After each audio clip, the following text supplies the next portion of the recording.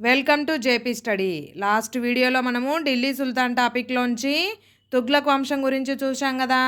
ఇక ఈ వీడియోలోకి వెళ్ళే ముందు ప్లీజ్ లైక్, షేర్, సబ్స్క్రైబ్. ఇక ఈ వీడియోలో మనము ఢిల్లీ సుల్తాన్ టాపిక్లోంచి సయ్యద్ వంశం, లోడీ వంశం గురించి తెలుసుకుందాం. సయ్యద్ వంశీయులు క్రీస్తు శకం 1414 1451 మధ్యలో ఢిల్లీ సుల్తాన్ రాజ్యాన్ని పరిపాలించారు. చూడండి, సయ్యద్ వంశీయులు ఏ కాలంలో ఢిల్లీ సుల్తాన్ రాజ్యాన్ని పరిపాలించారు? 1415 నుంచి 1451. తైమూర్ ప్రతినిధి కిజీర్ ఖాన్ క్రీస్తు శకం 1414లో సయ్యద్ వంశపాలనను ప్రారంభించాడు.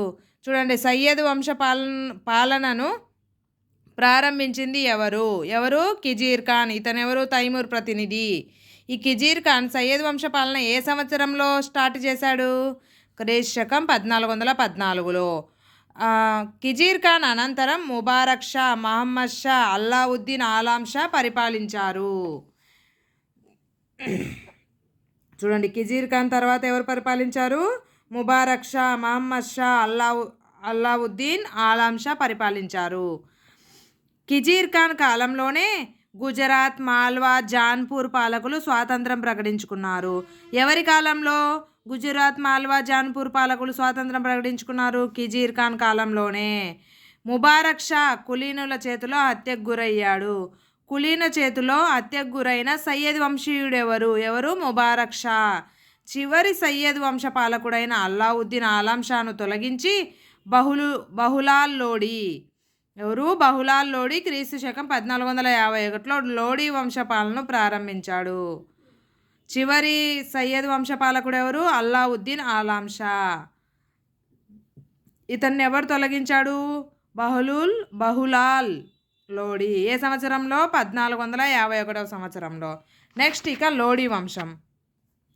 లోడీ వంశం క్రీస్తు శకం 1451 నుంచి 1526 మధ్య ఢిల్లీని పాలించిన చివరి సుల్తానత్ వంశం లోడీ వంశం. ఢిల్లీని పరిపాలించిన చివరి సుల్తాన్ వంశం ఏది? లోడీ వంశం. ఏ మధ్యకాలంలో లోడీ వంశం పరిపాలించింది?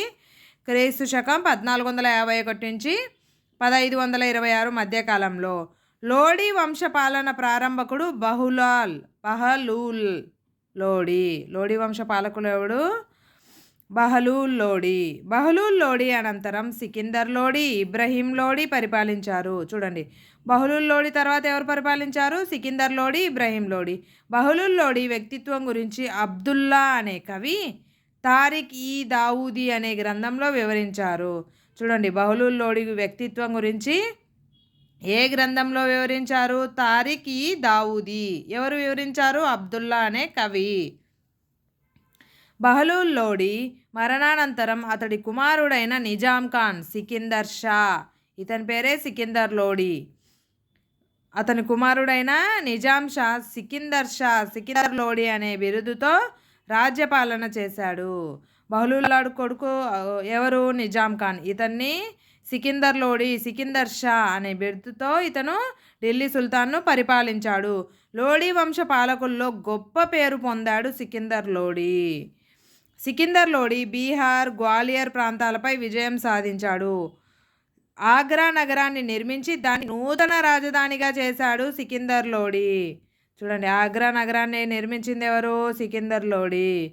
దాన్ని ఢిల్లీ సుల్తాన్ల రాజ్యానికి రాజధాని చేశాడు. సికిందర్ లోడీ వ్యవసాయ అభివృద్ధికి చర్యలు చేపట్టాడు. పన్ను భారాన్ని తగ్గించాడు.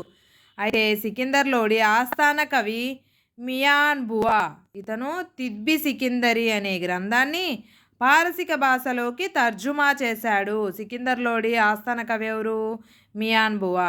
ఈ ఆస్థాన కవి అయిన మియాన్ బువా తిబ్బి సికిందరి అనే గ్రంథాన్ని పారసీక భాషలోకి మార్చాడు, తర్జుమా చేశాడు. చూడండి, చివరి లోడీ వంశ పాలకుడు ఇబ్రహీం లోడీని క్రీస్తు శకం 1526